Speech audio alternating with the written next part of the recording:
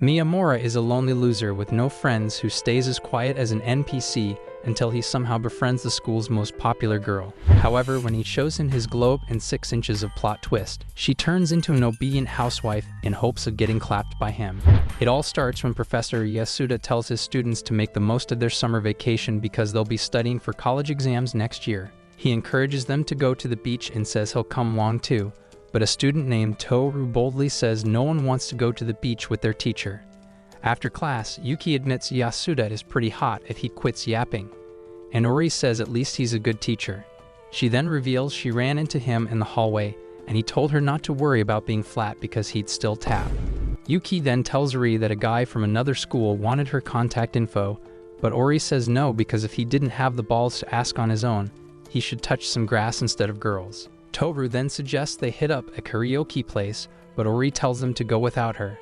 Just then, a guy named Miyamura passes by and hands her the phone she just dropped.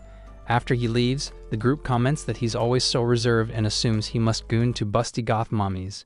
They ask Toru if he knows anything about Miyamura, but he is as clueless as the next guy.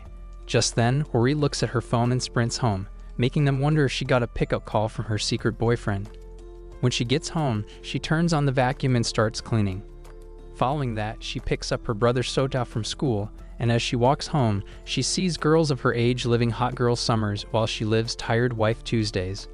Later, as she takes care of the laundry, Sota arrives with blood coming out of his nose, much to her shock.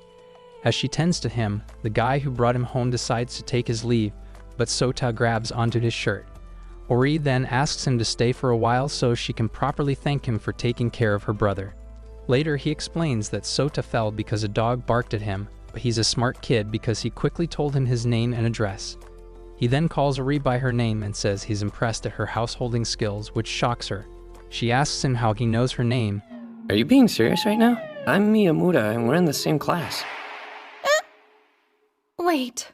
What? The next day, Ori is still in disbelief and keeps glaring at Miyamura because he looks way different in school. Unable to resist, she walks up to the guy and asks him to come over to her place again because Sota has grown a liking to him. He promises to pick a picture book on the way, but Ori says he doesn't have to. Miyamura is shocked that Ori is still talking to him because he was certain she'll avoid him after yesterday. Ori admits she was blown away at first, but then she realized she's pretty much the same, so it didn't matter. When Miyamura thanks her with a smile, she tells him to get rid of that haircut and those glasses so he can finally get some shawties on his ding-dong. However, Miyamura says he has a lot of piercings, and he uses his hair to hide them. Later at Ori's place, she learns that Miyamura is not that much of an otaku. His family runs a cake shop and he used a safety pin to give himself piercings some years ago. On top of that, he barely gets a passing grade while Ori herself scores straight A's. As they look into a grocery magazine, Ori realizes that Miyamura has pretty eyes and his eyelashes are very long. She then diverts the topic, saying there is a discount on eggs, and she'll get there before 4 p.m. to avail the offer. However, she's called to the AV room after the last class, so she forces Miyamura to do her bidding.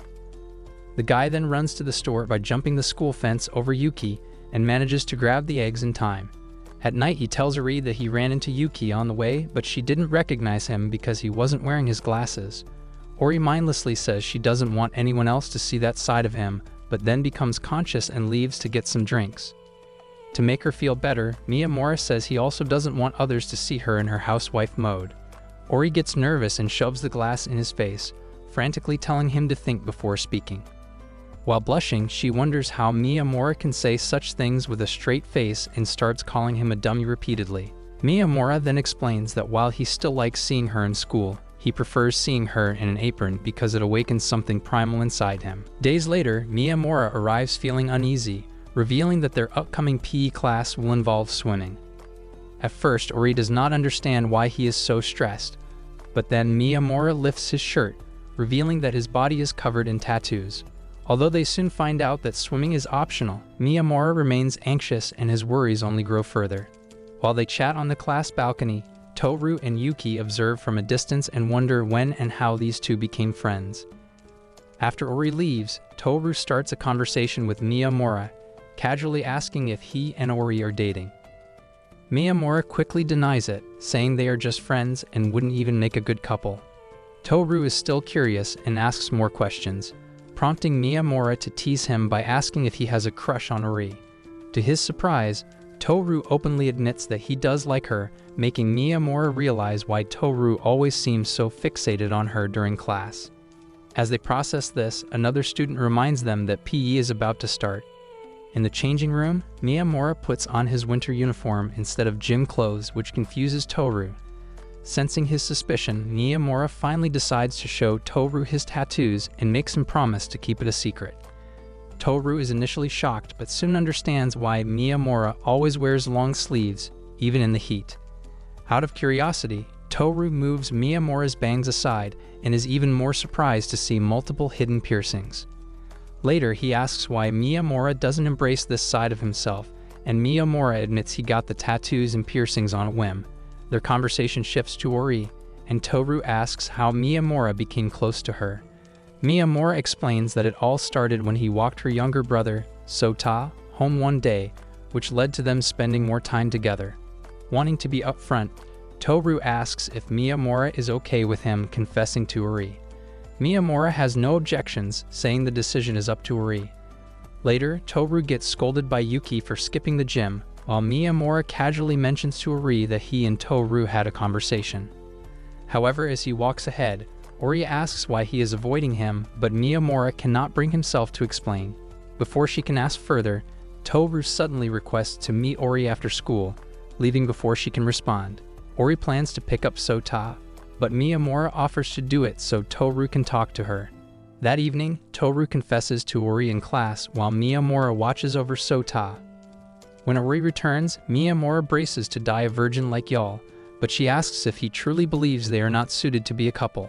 Miyamura, caught off guard, explains that he sees himself as dull and unworthy of her. Frustrated, Hori tears up and scolds him for assuming things without asking her.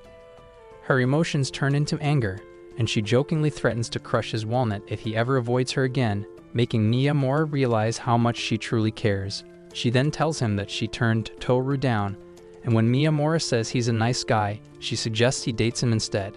A few days later, Miyamura helps Hori carry groceries, and as they chat, she absent-mindedly starts singing anime songs. Miyamura compliments her voice, but she immediately gets embarrassed and stops, insisting she only knows the lyrics because her brother plays the same CDs on repeat. Later, Hori gets a surprise visit from her mom, Yuriko. That evening, her little brother Sota excitedly talks about Miyamura, explaining how he often comes over and hang out with him. Yuriko is intrigued and asks if Miyamura is cute, but Hori defines him as a dark villain in detective movies. When Yuriko asks for his full name, Hori panics, realizing she doesn't even know his first name. The next day at school, Hori becomes obsessed with figuring out Miyamura's first name, but refuses to ask him directly, afraid she'll seem too interested. She tries eavesdropping in the locker room, but her creeping around just gets her called a weirdo. That evening, she even checks the list of top students, hoping to find his full name, but no luck. When she tries asking Toru, he immediately runs off because he's wiping tears from her rejection. Hori finally realizes that if Miyamura introduces himself to her mom, she'll finally learn his full name, so she invites him over. The next day, Miyamura visits and Yuriko welcomes him in because Hori and Sota went out to run errands. Soon after, Sota comes back, and Yuriko leaves him in Miyamura's care before heading off to work. When Hori returns, she realizes her mom totally sets her up, sending her out just to give Miyamura alone time with her at their house. As they talk, Miyamura mentions that Yuriko politely calls him by his first name. Hori immediately jumps on the opportunity and asks him to repeat exactly what she said. He notes that she's been acting weird and even teases her about sneaking around the locker room, asking if she was getting excited over seeing hot guys. Left with no other choice, Hori admits everything and Miyamura bursts out laughing, realizing Hori has been acting like a moron just to learn his first name. Miyamura then writes his full name, Isumi Miyamura, on a piece of paper and hands it to her. Feeling victorious, Hori tries calling him Isumi, but immediately gets flustered and decides to stick with his last name for now. She then asks if he knows her first name, only to find out he's known it is Kyoko Hori the whole time. She feels let down and gets angry at first, but when Miyamura starts laughing, she laughs with him. The next day, Student Council President Sengoku and member Sakura ask Hori for help with their tasks. She agrees, but they immediately dump a mountain of work on her. That evening, Yuki notices how exhausted Ori looks and worries that the student council is taking advantage of her. Ori just shrugs it off, saying she doesn't mind as long as she's useful. Meanwhile, Toru and Miyamura watch from afar and agree to stay out of it. However, Miyamura casually jokes that maybe Ori is doing all this extra work because she has a secret crush on Sengoku. Just then, a girl named Ayasaki walks in, and Ori hands her some books. After Ayasaki leaves, Toru comments that she's cute, but Yuki reveals she's actually Sengoku's girlfriend. However, instead of helping out, she basically acts as the student council's mascot. Ori then reveals the work she just returned to Ayasaki was actually her responsibility, meaning the council has been offloading Ayasaki's tasks onto Ori. Annoyed but used to it, Ori heads home, and Miyamura decides to bake her a cake to cheer her up. Later, Miyamura bumps into Ayasaki, who drops a bunch of books and starts yapping like a Karen. She hurriedly picks them up and runs off, accidentally leaving one behind. Miyamura calls after her, but she tells him to just throw it away. Curious, he checks it and realizes it's the student council's budget report. That night, despite being extremely exhausted, Ori stays up all night working. The next morning, Miyamura arrives at school and finds a crowd gathered outside their class. Ori and Toru tell him that Ayasaki has blamed Ori for losing the budget report. Even though Ori insists she didn't lose anything, Sengoku immediately takes his girlfriend's side and demands an apology. Miyamura, knowing the truth, steps in and tells Ori, Don't have to apologize. Hori, you don't owe them a thing. Mr. President? What the hell do you think you're doing? Is this the report that went missing? It was left behind in the hall yesterday. Ayasaki said I should trash it because it wasn't important. Realizing she's been caught, Ayasaki bursts into tears, admitting that she totally forgot about it in a hurry. Sengoku and the others finally apologize to Ori, but she brushes it off, knowing they are just doing their jobs. Later, Ori thanks Miyamura for backing her up. Miyamura then asks why she even tolerates Sengoku, and Ori explains that they've known each other for years. Back then, Sengoku used to be super timid, and Ori used to bully him relentlessly. One day, he finally snapped and threatened to expose her if she didn't stop. After that, she eased up and even started helping him with small tasks as a weird sort of truce. The next day, Miyamura runs into Sengoku in the locker room and quickly realizes that after getting headbutted, Sengoku is now terrified of him. During PE, Miyamura and Toru play table tennis while brainstorming what to get Ori for her upcoming birthday. They play for hours but still don't come up with a good idea. Meanwhile, at home, Sota excitedly talks about spending time with Miyamura every day during spring break. However, Ori warns him that Miyamura will probably visit less often as time goes on. Sota then asks if Miyamura will stop visiting completely in the future, and Ori suddenly realizes how lonely she'd feel if he were no longer around. A few days later, Miyamura visits on Ori's birthday. Sota gives her a drawing, while Miyamura gifts her a CD of all the latest popular songs. The thoughtful gift makes Ori emotional because it's exactly what she wanted. As they celebrate, they realize spring break is ending soon, and soon they'll be starting their final year of school together. One day, the teacher told everyone to pair up for an activity, but Miyamura ended up alone. The teacher encouraged the students to include him, but they all treated him like he stands Taylor Swift and says One Piece gets better after 300 episodes. This kept happening for years, making Miyamura feel like life had it out for him.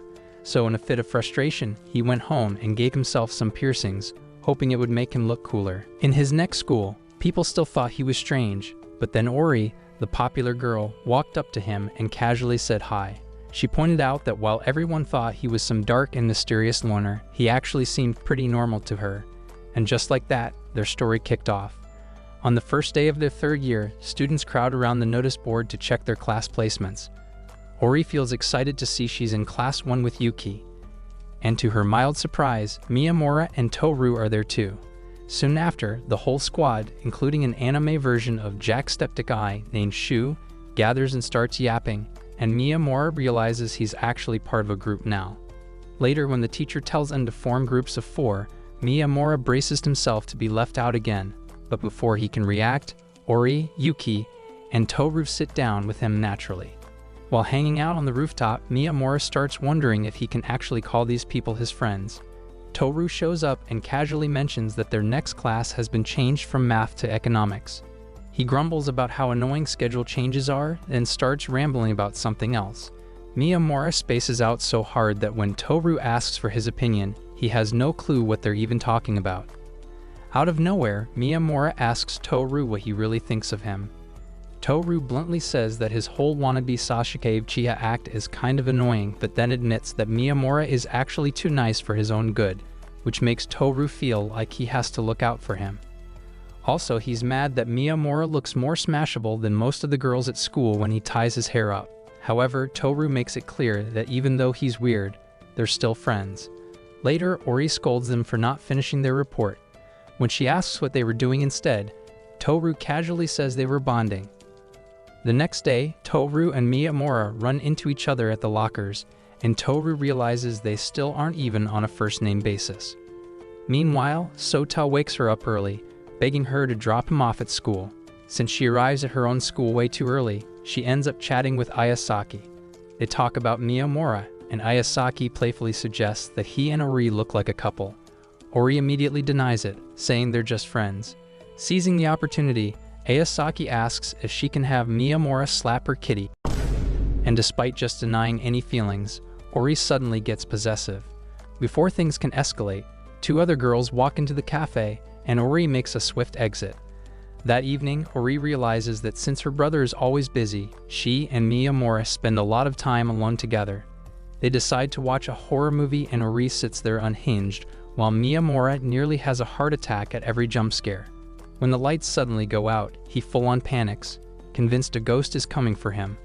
The lights flicker back on, and Ori, amused, puts on another horror movie. As she swaps the disc, Miyamura randomly remembers how Yuki once pointed out that Ori's fingers are double-jointed. One time, Yuki and Ori compared hand sizes, and when Toru tried to touch her hand, Ori flat-out refused and told him to touch some grass instead. Thinking about that, Miyamura and Ori start comparing their hands, and before she knows it, she absent-mindedly grabs his.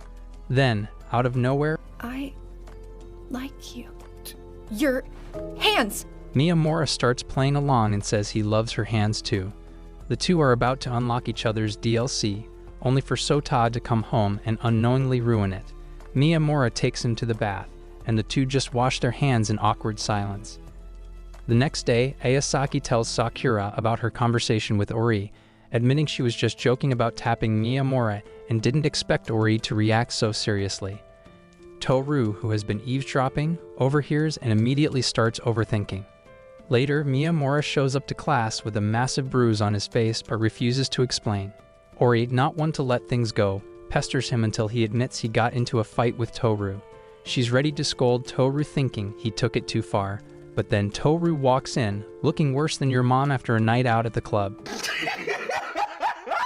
Later, Yuki asks what happened and Miyamura casually explains that he dodged every punch except the first one.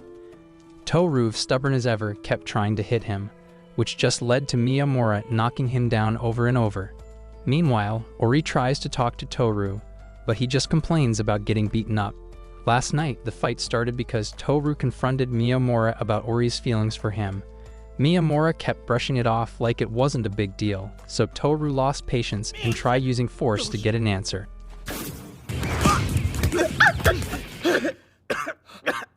In the end, they both realize how dumb it is, and Toru admits he took it too far. Later, Yuki and Ori talk about how both guys admit it was their own fault, but when Ori asks what the fight was about, Yuki decides to keep it a secret. Meanwhile, Miyamura finds Toru sulking on the rooftop, ready to finally make peace. A few days later, Toru is walking to school when a bunch of papers suddenly rain down on him.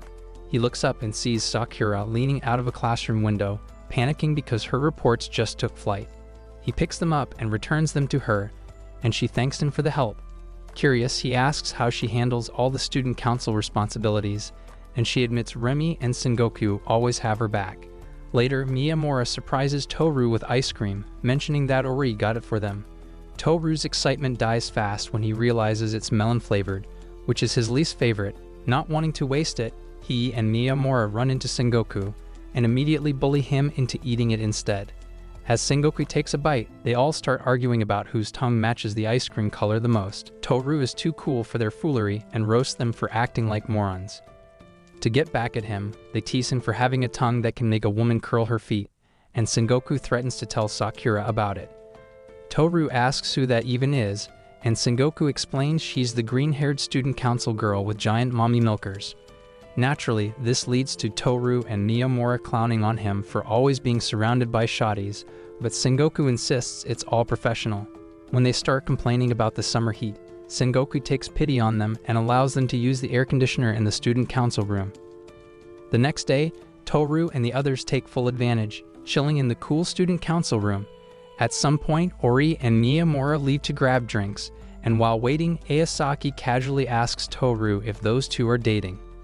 Caught off guard, Toru hesitates to answer because he knows it's not that simple. When she says Toru looks better with Horo, Yuki shuts it down, claiming he can't score Ori if he was packing 6 inches. Meanwhile, Sakura watches Toru a little too closely and realizes that something is going on here. She jokes that Miyamura might be exploring Ori's Cave of Wonders, sending Toru into immediate panic mode. By the time they finally return, Toru is visibly on edge, spiraling into worst-case scenarios. Miyamura notices and tries to explain their delay, but Toru, not wanting to hear it, slaps his hands over his ears and refuses to listen. Seeing his reaction, the others take the chance to mess with him, throwing out increasingly ridiculous and suggested comments until Toru frantically pops open his drink.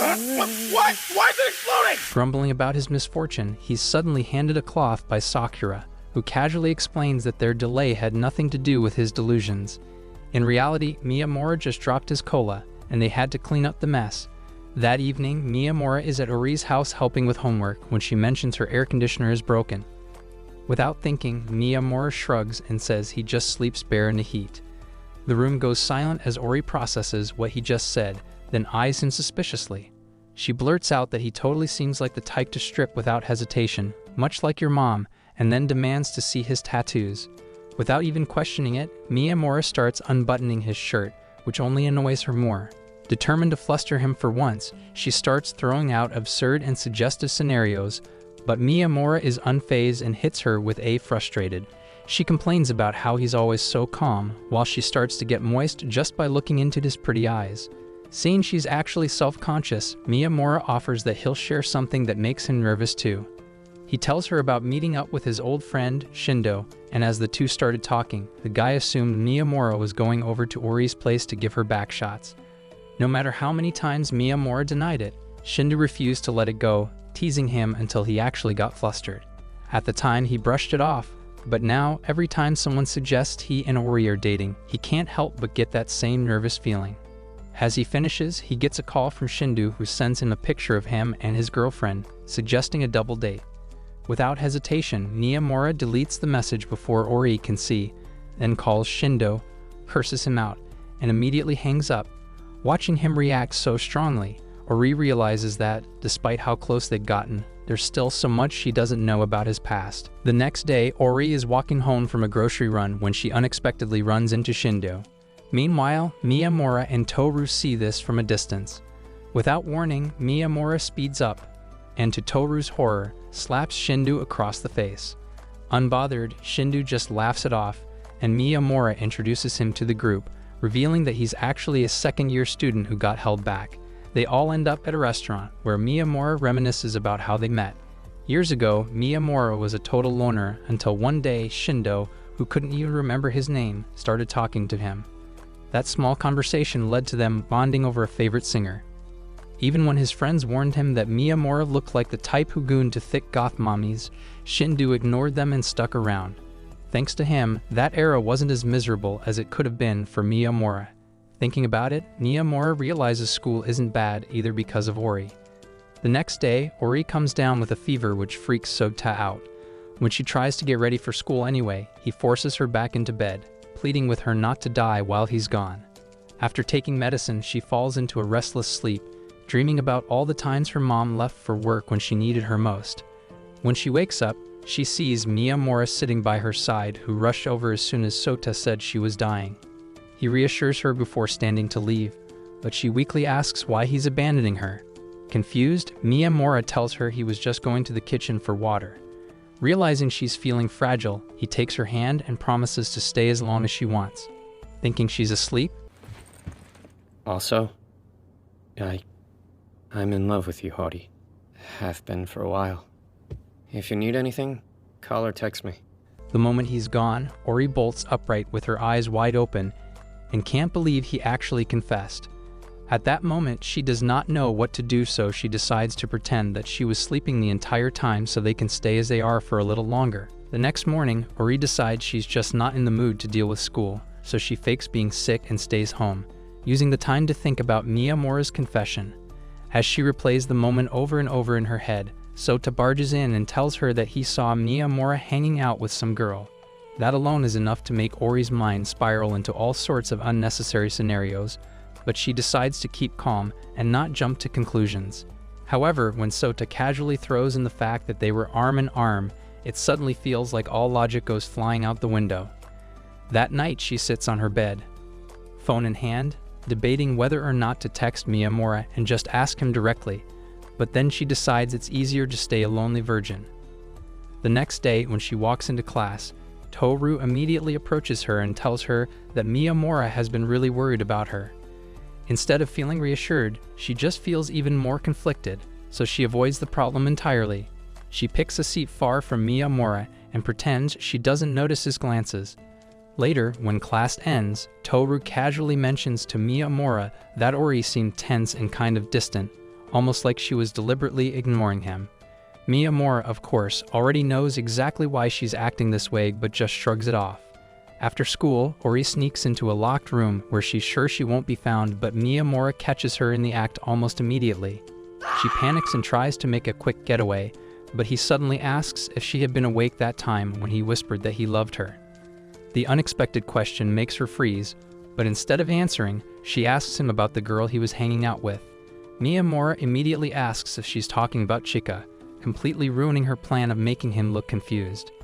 Now that she has a name, she gets even more worked up, thinking that Miyamura is actually dating this mysterious girl. However, Miyamura quickly clears things up by explaining that Chika is actually Shindo's girlfriend, and the whole arm-holding thing was because she tripped and sprained her ankle, so he just helped her walk. Ori, now fully realizing she overreacted, turns red from embarrassment, throws books at him, and runs away in embarrassment. When she gets home, she starts feeling guilty about how she acted and assumes that both Miyamura and Toru must think she's some kind of violent maniac. Before she can wallow in regret for too long, Miyamura shows up at her house to return the books she threw at him.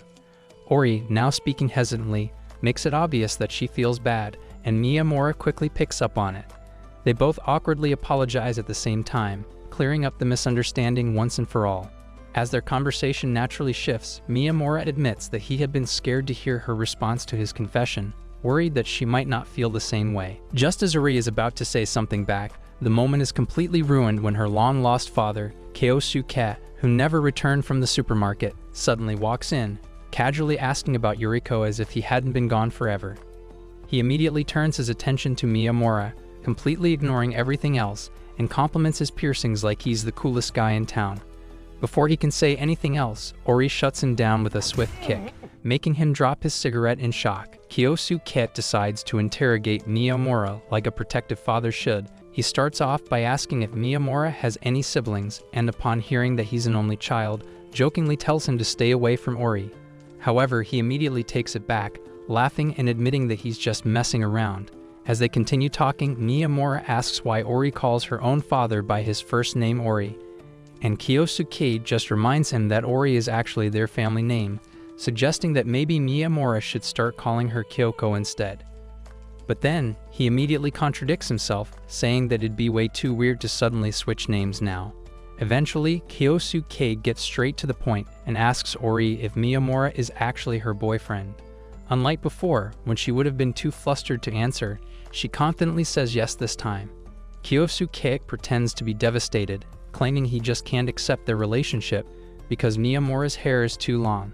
Miyamura, wanting to be respectful, says he'll cut it if that's what it takes, but Kyosuke, suddenly changing his mind again, tells him not to waste it and suggests just tying it back instead. Then he asks if Miyamura is really sure about dating Ori, and without hesitation, Miyamura responds that he loves her. Before the conversation can get any deeper, Yuriko walks in and casually jokes that they don't have enough food for Kyosuke. Later, as they walk together, Ori apologizes for how ridiculous her dad is, but Miyamura just laughs, saying that Kyosuke isn't all that different from her. Feeling touched by his words, Ori quietly takes his hand, and for the first time, they share a peaceful moment without any interruptions. Miyamura admits that there's still so much he doesn't know about her, but he really wants to learn if she'll let him. Soon after, they reach the main road, and Miyamura decides to head home from there, thanking her for everything. As he walks away, Ori suddenly feels an overwhelming wave of emotions and quickly runs off before her Niagara Falls begins to rain. Meanwhile, Miyamura, left standing alone, finally understands just how difficult it is to say goodbye to someone you love and how fast a heart can beat when it's truly in love. On the other side of town, Toru is at home working on some math problems, but his mind isn't really in it. Instead, he finds himself thinking about how, at one point, he used to be the closest person to Ori. The next day, Sakura, watching from the window, immediately picks up on the fact that Toru isn't acting like himself. Just then, Ayasaki shows up, asking who she's staring at. Flustered, Sakura rushes off to the student council room, but Ayasaki isn't letting this go so easily. She insists that Sakura tell her what's going on, and as Sakura looks at her, noticing how her body type is so similar to Ori's, insecurities start creeping in. She convinces herself that Toru will never fall for someone like her, and frustrated with her own thoughts, leaves without explaining anything.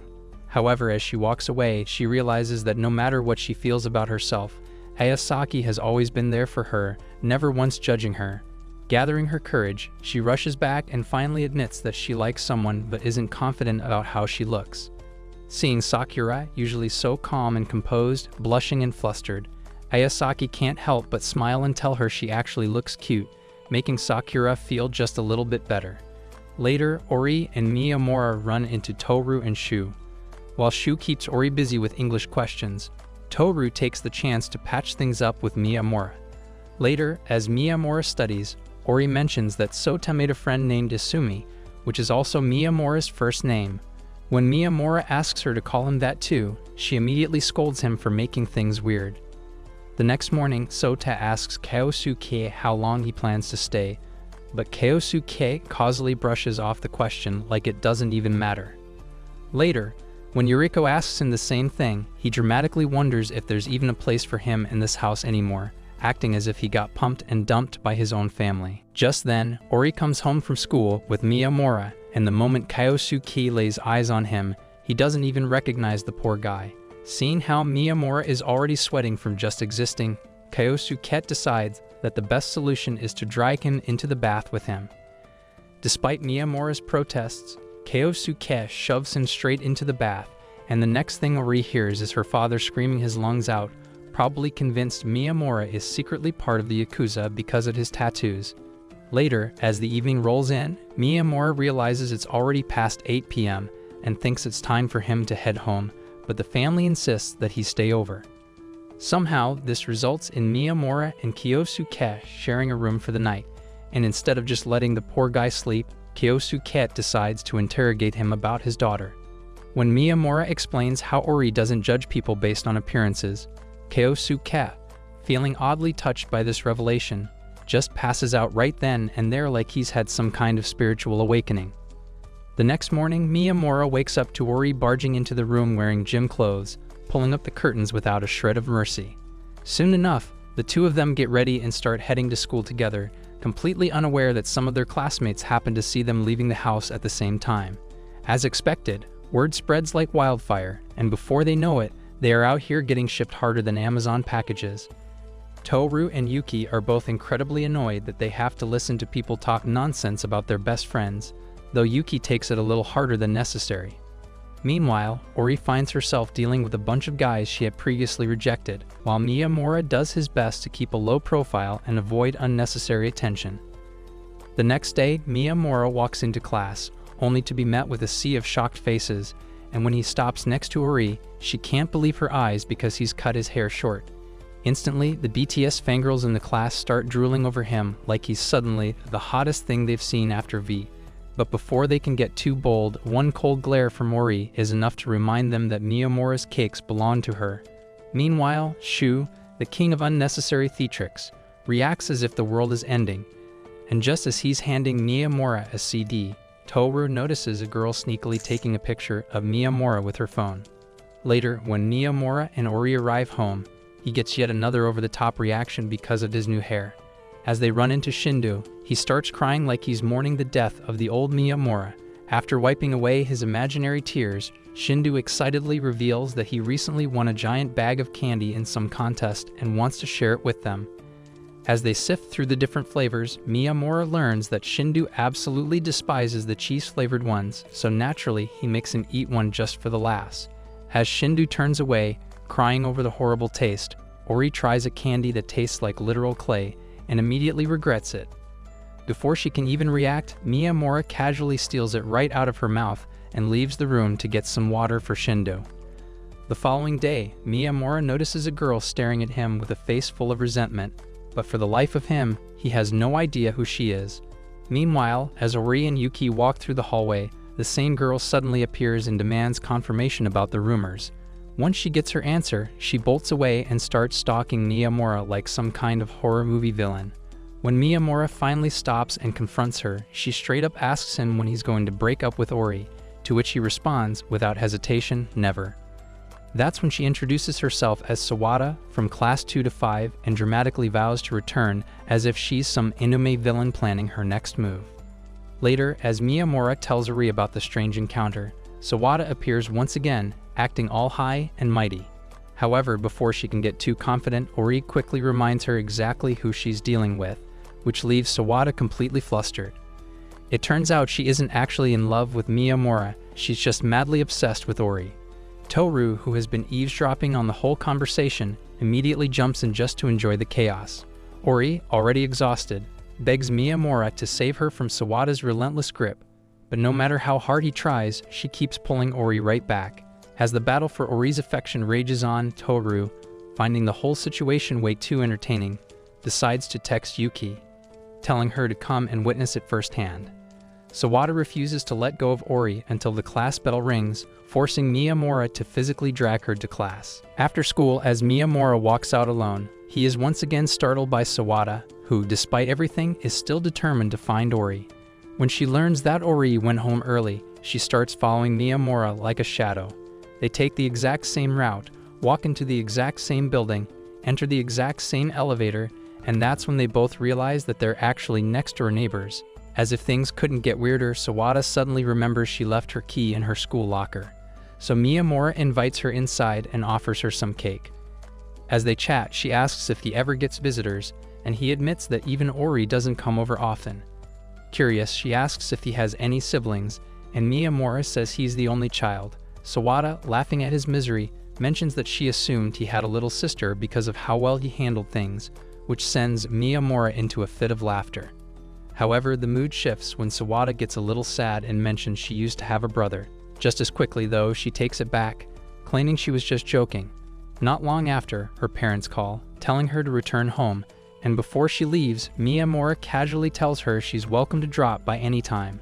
Later that night, Miyamura's mother mentions that Sawada's older brother actually passed away in an accident last year, leaving him deep in thought as he falls asleep.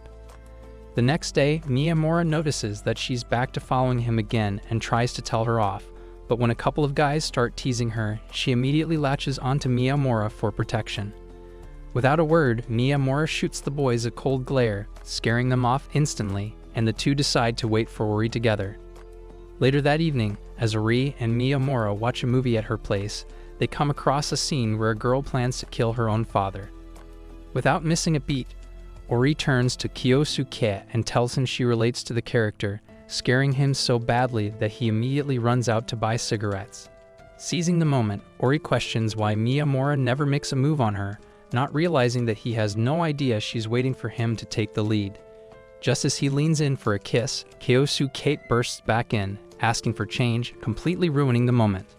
A few days later, he notices his change in mood. Wanting to cheer him up, She pulls him toward the magazine section and starts showing him the ones he likes, hoping to lift his spirits. The next day, Yuki asks Toru to help her take out the trash. Toru, feeling bad about what happened, rushes off to grab a towel while Yuki stays behind and apologizes for the mess. As they talk, Sakura casually asks Yuki if she and Toru are dating. Yuki quickly waves off and Toru returns with a jacket, offering it to Sakura so she can cover up the stain. At first, Sakura gets flustered because he admits that he isn't the strongest or the bravest guy around, but being with her gives him the push to do things he otherwise wouldn't, making him feel like less of a loser. Hearing this, Sakura reflects on her own situation and realizes that Ayasaki gives her courage too, and something seems off but decides not to bother her. The next day, she asks why she and Toru haven't been hanging out as much, but Yuki brushes it off, jokingly saying that Toru has been too busy eating cookies to have time for her. She covers up her feelings with a smile, but Ori can tell that something is bothering her. She realizes that Yuki tends to hesitate when it comes to going after the things she wants, always waiting too long until they slip out of reach. And in hopes if, and even though she happily accepts them, she later eats them in misery knowing she'll never be as busty as Sakura. Later, she randomly asks Miyamura to teach her how to bake a cake. Miyamura, slightly confused but willing to help, gives her some basic instructions.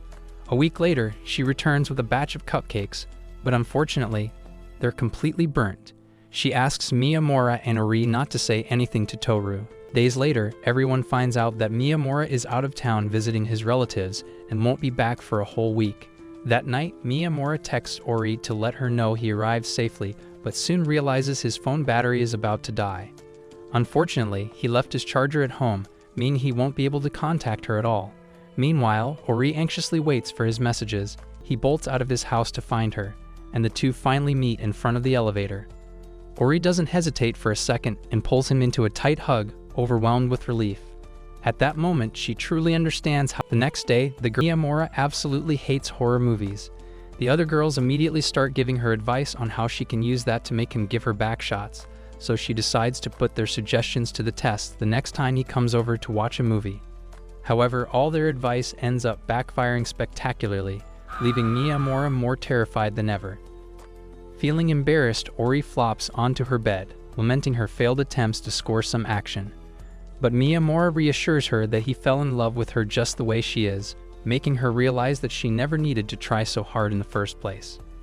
As they watch the rain pour outside, Ori asks him to stay the night, and the two end up unlocking the DLC. The next morning, Sota sees Miyamura still at the house and bursts into tears, but Miyamura simply embraces him and reassures him that no matter what happens, she's not going anywhere. Ori overhears their conversation from the hallway and smiles, knowing that she let the right person into her chamber of secrets. One evening, Miyamura reflects on how much his life has changed compared to the past. Back then, he was a wannabe Itachi Uchiha, dreading break periods that only reminded him of his isolation. Group projects were torture, forcing him to interact when all he wanted was to dwell in his basement like a Discord mod. Every school day felt miserable, leaving him with no good memories. At his lowest, he even considered ending it all, but looking at where he is now, he's grateful he held on. He found real friends, people who actually cared, and more than anything, he met Ori, the one person who let him hit it from the back like he always wanted. Meanwhile, Ayasaki reflects on Sengoku and how much of a pushover he used to be. He let people walk all over him, laughing along just to fit in, yet never truly feeling like he belonged. The attention sometimes made him happy, but more often than not, it only made him anxious. Despite this, he always tried to push himself, especially for Ayasaki's sake, something she genuinely appreciated. She loved having him around, knowing how much he had changed since they first met. Back in school, Ayasaki once overheard Sengoku dismissing a comment about her being cute, calling her average at best. Later, he awkwardly tried to change the subject by showing her the book he was reading. When he learned she loved books too, he brought her another one the next day, even offering it to Sakura once Ayasaki was done reading. A few days later, he shared more books, revealing that his family had an entire library.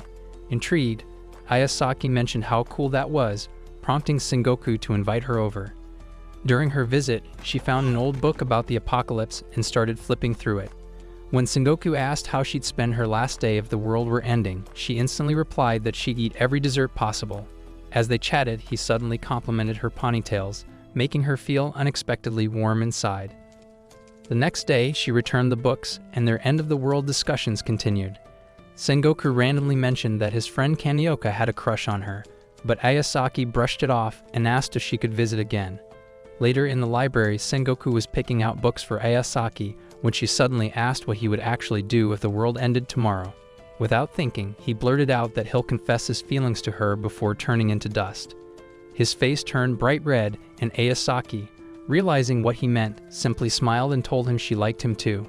From that moment on, their bond deepened, and as they kept reading together, they eventually fell in love. At present, Ori is painting Miyamura's toenails and keeps teasing him like an annoying girlfriend.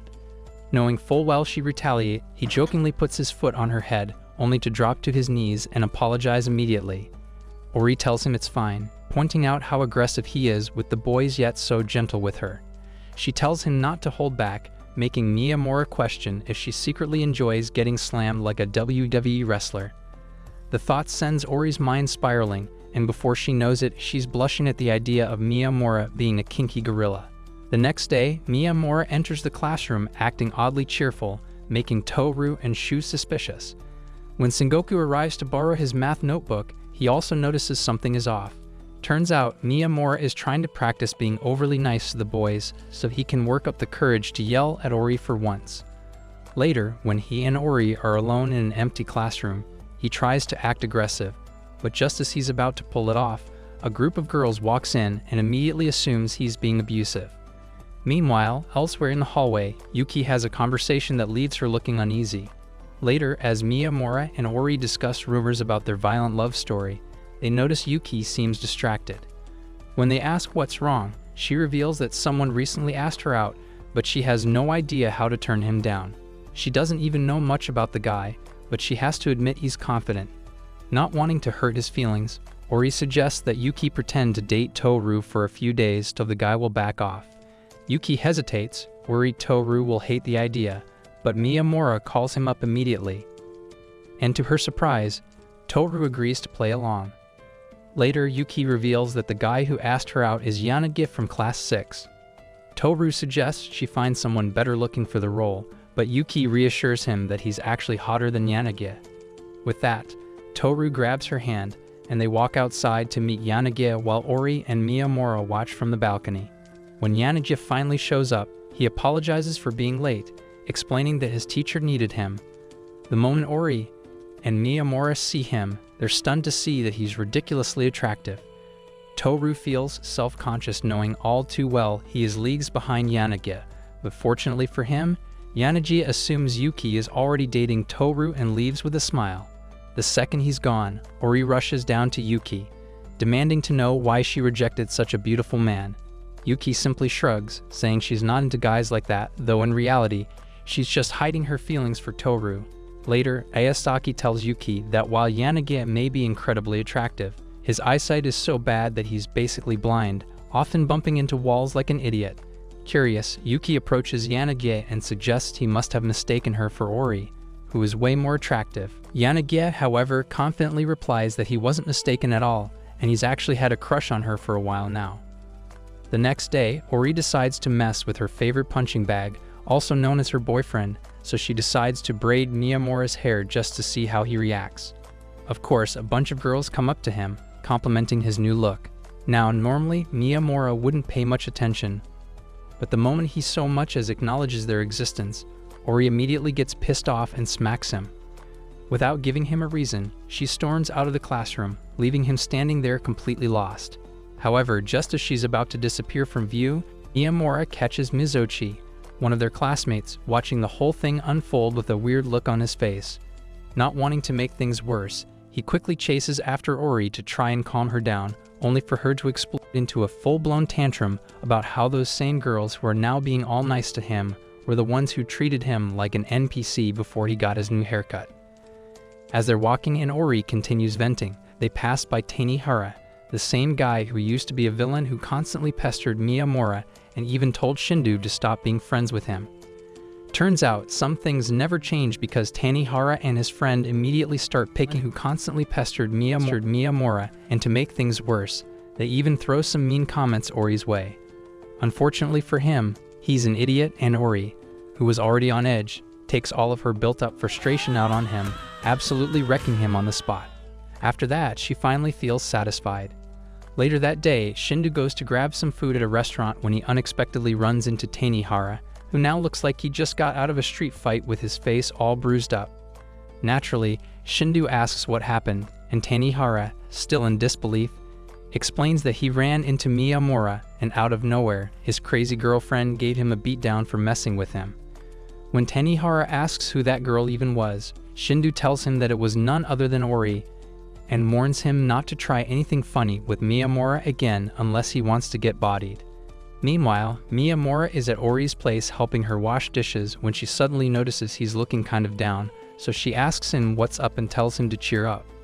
Just having someone who actually cares about him is enough to make Miyamura feel better, and for a moment, he forgets about everything else.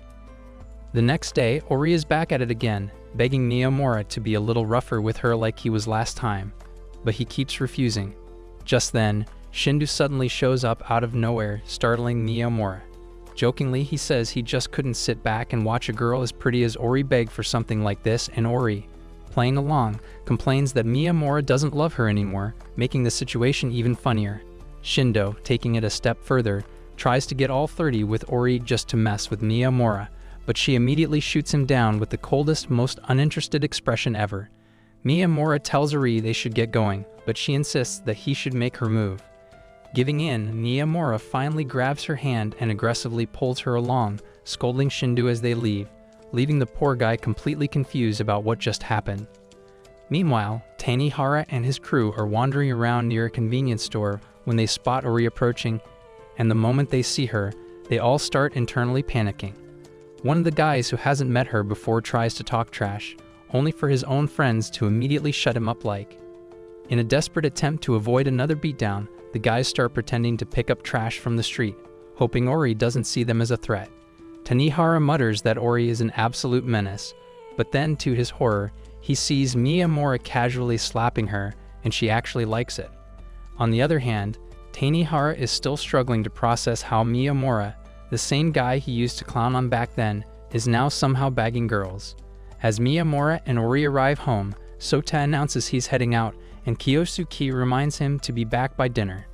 Seizing the opportunity, Miyamura asks Kyosuke for some relationship advice, and for some reason, the man decides that the best place to have a heart-to-heart is in the bathroom. There, Miyamura explains how Ori has this strange obsession with being treated badly, and Kyosuke suggests it's because Miyamura is always too nice to her. Since she's already seen the good, she now wants to see the bad side, so basically, she is creating that bad boy energy. The next day, Toru tells Miyamura how he went to karaoke with Shu, but all the guy did was sing P. Diddy songs, making it a weird experience. At that moment, their classmate Mizochi buys a drink from the vending machine but doesn't even bother saying hi, making Miyamura suspect he's avoiding them because he has a thing for Ori. Later, Miyamura realizes he left his phone in the science lab, and when he goes back to get it, he runs into Mizochi, who helps him search for it.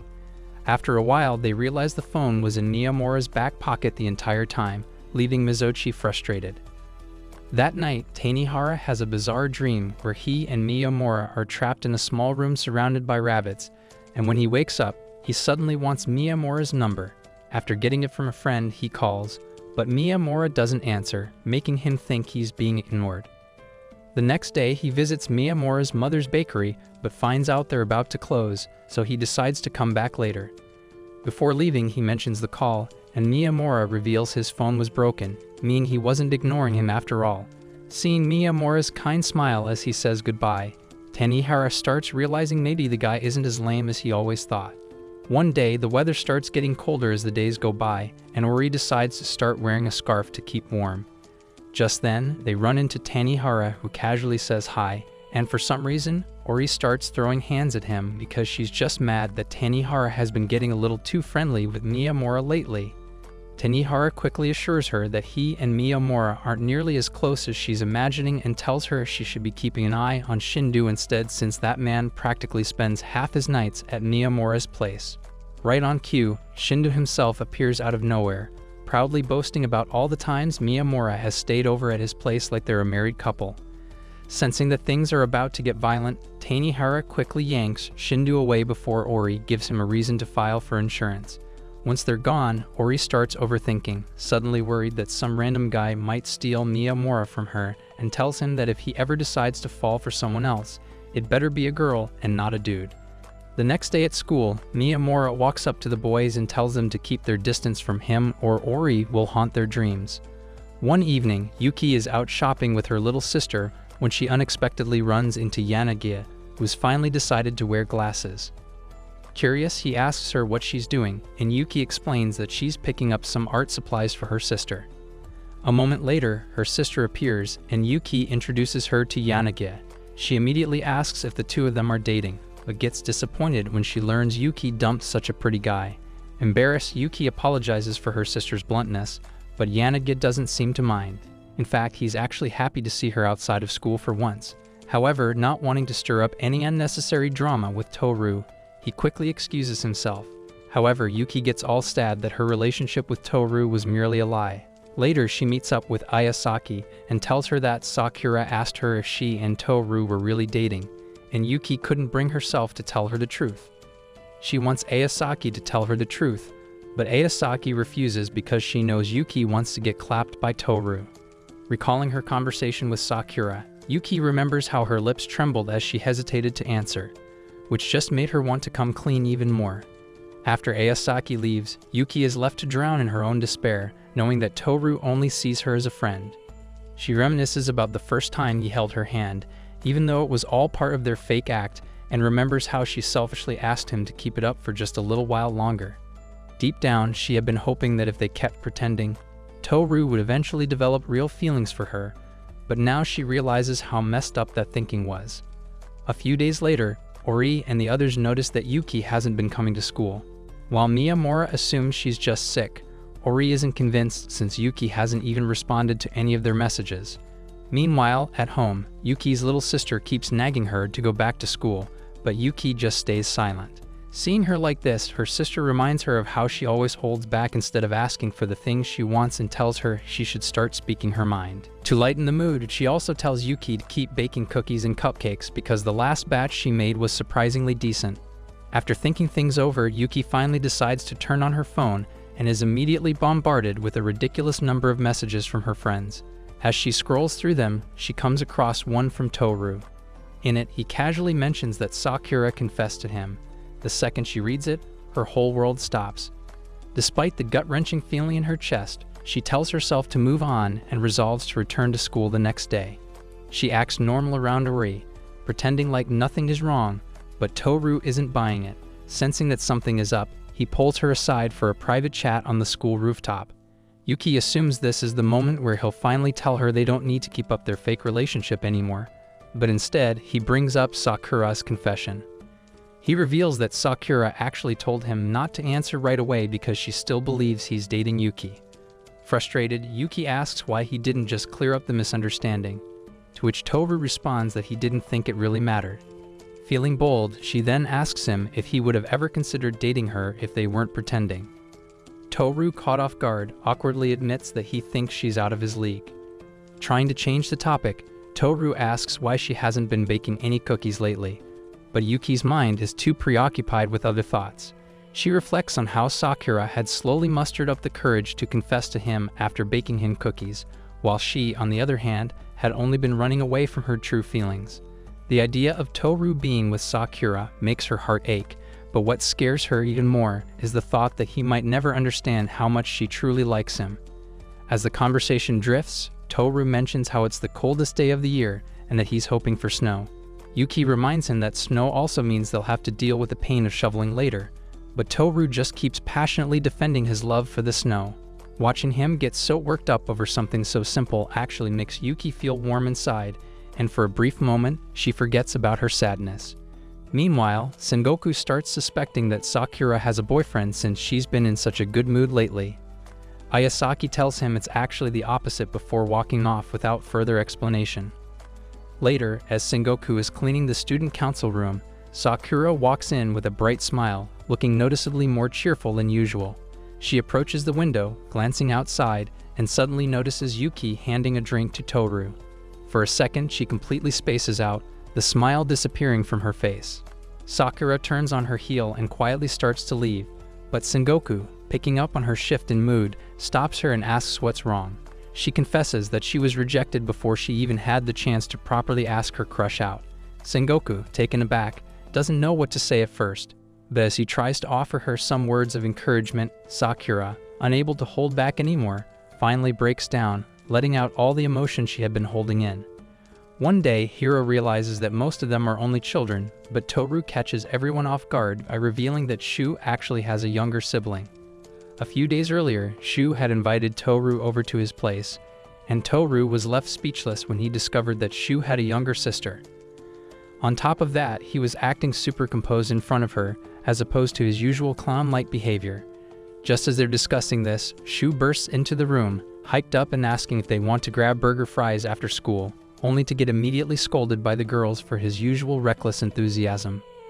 Later, they all meet up with Yanagi, and Hori notes he always speaks super formally to everyone except Yuki. Just the other day, Ayasaki had been pestering Yanagi to say goodbye to her, but he looked visibly uncomfortable, yet when Yuki passed by, he casually told her he'd see her later. Seeing this, Shu suggests that Yanagi start calling everyone by their first names to break his overly stiff habit. Yanagi hesitates since he's never addressed any of his friends so casually before, and when Shu keeps pushing, Toru decides to physically knock some sense into him. Yanagi acknowledges that the way he talks makes him feel distant from the group, and even though it's hard for him, he genuinely wants to be closer to them. Just then, Sengoku walks in, casually calling them a weird bunch, so Miyamura and Toru jump at the chance to point out how Sengoku acts way too relaxed around them despite knowing them for only a short time. As the boys keep goofing off, Hori decides to leave them to their nonsense. Watching them fool around, Yanagi finally musters up the courage to call Toru by his first name. Shu immediately demands the same treatment, but Yanagi insists on taking things one step at a time. Later, Yanagi and Miyamura get into a dumb argument and turn to Sakura for an opinion. She quickly realizes they're fighting over who's taller and just tells them both to apologize to each other. Yanagi immediately says sorry, which somehow annoys Miyamura because he wanted to apologize first. They start bickering again, and Sakura finds their childish antics oddly amusing. The next day, Miyamura asks Sawada how she feels about Sengoku and Toru, and she casually replies that they seem normal. Miyamura then explains that he's trying to help her get more comfortable around guys, so he, Sengoku, and Toru start bribing her with snacks, turning it into a competition to see who she warms up to first. Just then, Hori and Shu arrive, with Shu being his usual loud self, immediately causing Sawada to panic. Shu asks Miyamura to put in a good word for him, but even after Miyamura reassures her, Sawada still refuses to acknowledge Shu's existence. Later, Shu starts complaining that his throat feels sore but brushes it off as no big deal. Hori checks on him and realizes he has a fever, immediately forcing him to go home. On his way out, he bumps into Sawada, who's struggling to carry a heavy box of science equipment. Without saying much, he grabs the box and drops it off in the science lab before walking away. Sawada, confused, tries to thank him, but Shu doesn't stick around, worried she might catch his cold. Now Sawada is convinced he's mad at her. The next day, Shu is back at school, feeling fine, but he has no idea that Sawada is spying on him from behind a door.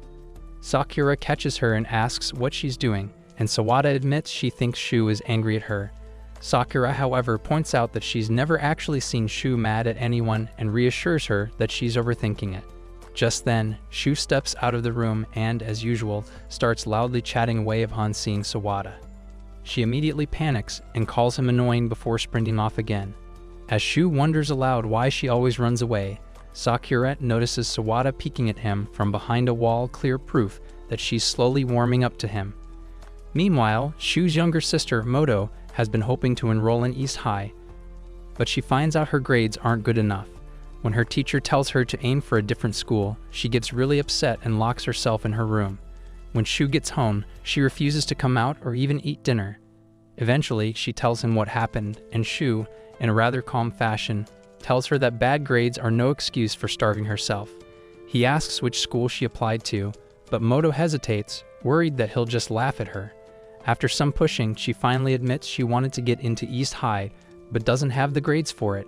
When Shu asks if her scores are really that bad, Moto immediately tries to punch him out of frustration. He catches her fist and points out that her books are practically falling apart from how much she studies, so she's clearly working hard. He tells her he knows how much effort she puts in and jokingly asks which teacher crushed her dreams so he can teach them a lesson. Moto finally breaks down, admitting that no matter how much she studies, her scores don't improve, and watching all her friends easily qualify for top schools makes her feel left behind. After venting, she finally calms down, and Shu drags her to the dinner table. The next day, Shu asks Hori for a favor and sends Moto over to her house so she can help her study. Hori reflects on how different Shu acted when talking about his sister, realizing that despite his usual clownish behavior, he's actually a responsible older brother. Later, Hori brings Moto some hot chocolate and comments on how much she resembles Shu. Moto laughs, saying that not only do they look alike, but they also share the same brooding and reserved personality. Hori is stunned because, in school, Shu is nothing but loud and annoying.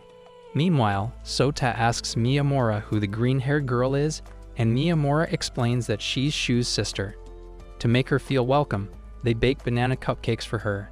As Moto slowly gets more comfortable around Hori, she mentions how everyone in her class has cell phones, but she only ever uses hers to text Shu. Hori asks if they're close, and Moto admits that Shu constantly messages her even when they're in the same house. Meanwhile, Shu picks out a good luck charm for Moto, hoping to boost her confidence before her exams.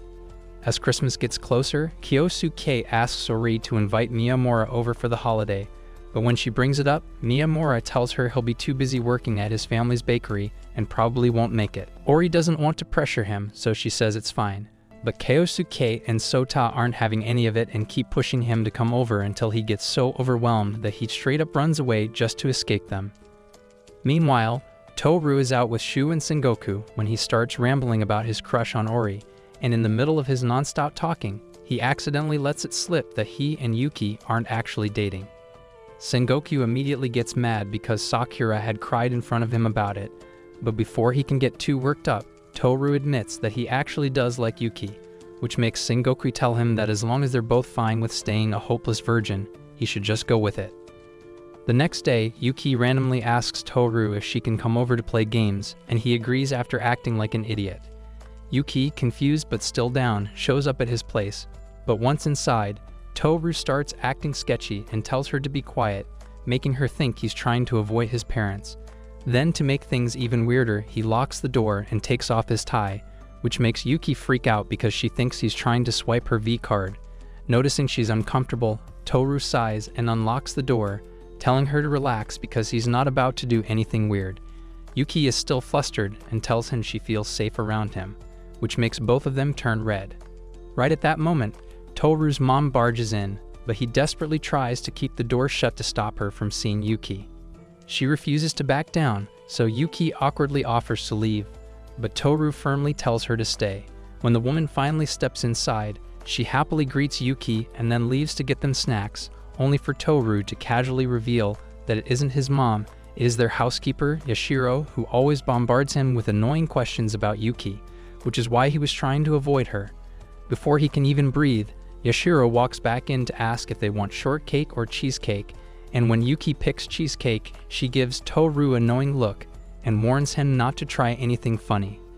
Toru shrugs it off, saying he wouldn't even touch Yuki while she's here, which makes Yuki wonder if he actually would if they were alone. After calming down, they play video games until Yashiro returns with some cake and tea, and they immediately realize she bought it from Miyamura's bakery. Meanwhile, Sengoku, who has been getting hounded by Aosaki to visit her for Christmas, refuses to go, and when she dramatically starts crying about it, Hori and Toru chew him out. When they ask why he won't go, he awkwardly admits that her room is filled with framed dead insects, and he's terrified of them. Later, Yuriko asks Hori for her grade sheet and is proud when she sees Hori scored mostly A's. She also points out that the next time she gets her grades, she'll be graduating, which makes Hori realize how fast time has flown and leads her thinking about the future. On Christmas Eve, Yanagi bumps into Yuki's sister, and when she notices he isn't wearing glasses, he explains that he switched to contacts, which makes her consider getting some too. Yanagia offers to help her pick some out, so they walk off together. Elsewhere, Tanihara is bickering with his brother, Toru is hanging out with Yuki, and Shu is helping Moto study for her entrance exams. Sengoku still refuses to visit Ayasaki's place while Sakura tries to change his mind. Shindu is feeling down because Chika will graduate a year before him, but Chika reassures him that he'll wait. At Ori's place, her family is bummed that Miyamura couldn't make it but are happy when he later shows up to drop off their cake. The second he arrives, they all urge him to stay and eat with them, and even though Miyamura insists he really has to go, they keep pressuring him until Ori has to physically walk him outside. As they step out, Ori, still lost in thought about graduation, suddenly says she feels like she still doesn't know enough about Miyamura despite wanting to, which reminds him of when he once said the same thing about her. She then admits she wants to keep dating him even after graduation, and before she can say anything else, Miyamura just casually drops a marriage proposal on her. Ori is so stunned that Miyamura, realizing what he just did, panics and tries to run, but she stops him and promises to make him happy for the rest of their lives. They share a sweet moment, but it's cut short when Miyamura gets a call from his mom and has to rush back to the bakery, leaving Ori standing outside in the freezing cold, still processing what just happened. As graduation approaches, Yuki and Ori talk about the upcoming ceremony, and Ori notices that Yuki is keeping all her stuff in the locker instead of taking it home. As she helps her clean up, Toru jokes that Ori is acting like Yuki's mom, but then realizes he and the others also have way too much stuff, so they dump their mess on Ori too. Just then, Shu walks in and Ori is surprised to see him empty-handed, only to find out that he's been taking his things home little by little. However, he reminds them that he's lent out a bunch of DVDs to Miyamura and Yuki, which they completely forgot to return. Since Hori doesn't have any stuff of her own to carry, they decide to make her haul their extra stuff, leaving her totally frustrated. Over in the student council room, Sakura notices Ayasaki flipping through a travel magazine about a zoo. Yanagia and Sengoku walk in, and Ayasaki excitedly asks if they'd like to visit the zoo together. Sengoku realizes the zoo is far away, meaning it would require an overnight trip, a car, and a hotel. The idea excites Ayasaki, but when Yanagia asks why she's so insistent, she dodges the question and tries to escape. Before she can, Sakura grabs her and tickles her until she spills that she's scared that once they graduate, they'll all go their separate ways and forget about her. Sakura reassures her that they'll still be friends no matter what, and to cheer her up, Yanaji promises to take them on a road trip as soon as he gets his driver's license. Meanwhile, Ori is so exhausted from all the work at school that she ends up dozing off under the futon. When she calls for Miyamura in her sleep, he rushes to her and lets her rest her head on his lap. He notices she frowns in her sleep and jokes that she's going to get wrinkles. Watching her sleep so peacefully, he finds himself wishing for moments like this even after they graduate. Just then, he starts wondering how his life would be if he never met Ori. His mind drifts into an alternate reality where none of them became friends, and he remains the loner he used to be. Just as he gets lost in that thought, Ori wakes up, so he shares his feelings with her. She believes that everything happened exactly as it was meant to, calling it fate. Sitting on his lap, Miyamura reflects on all the good times and the friends he's made because of Ori. On graduation day, Sengoku delivers a speech as the student council president. But in the middle of it, Miyamura sneezes so loudly that the entire hall bursts into laughter, throwing Sengoku off completely. Furious that his speech got ruined, Sengoku chases Miyamura until he escapes to the rooftop. There he mentally bids farewell to his past self, the loner who never made any friends. As the ceremony ends, Sawada cries over not seeing Ori in school anymore, and Sakura and Toru have an awkward but heartfelt goodbye. Yuki overhears Sakura's words and feels sad that she'll leave without confessing her feelings. Later, Yanagia invites Yuki on the road trip, and outside, Kyosuke shows up to congratulate Miyamura, making everyone think he's his dad, which makes Ori absolutely lose it. Meanwhile, Shu and Moto leave together, and Miyamura walks home with Ori, holding her hand, realizing how much he once feared getting close to people, only to now be deeply in love with her. That's it for this video. Leave a like and comment which anime you want us to cover next. Thanks for watching, we'll see you in the next one.